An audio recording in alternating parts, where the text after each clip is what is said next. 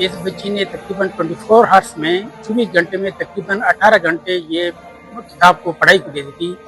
तकरीबन 5-6 घंटे इनका रेस्ट का टाइम होता था, बाकी ये किताब के साथ इनका मोहब्बत था, किताब के साथ जो है ना पढ़ाई करती थी।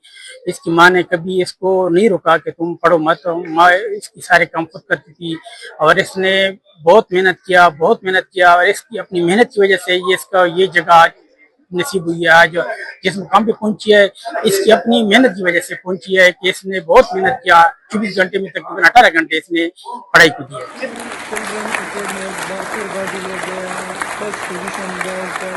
मैंने आज जो हमारे रिजल्ट था कोहॉर्ट बोर्ड का, उसमें मैंने फर्स्ट पोजीशन हासिल की है। फ्रॉम साइंस ग्रुप, मैं साइंस ग्रुप से हूँ, जिसमें मैंने फर्स्ट पोजीशन हासिल की है। मैंने ये पेपर बहुत अच्छे तरीके से अटेम्प्ट किया था, उनका जो तरीका था, प्रेजेंटेशन था, मैंने बहुत अच्छा किया था।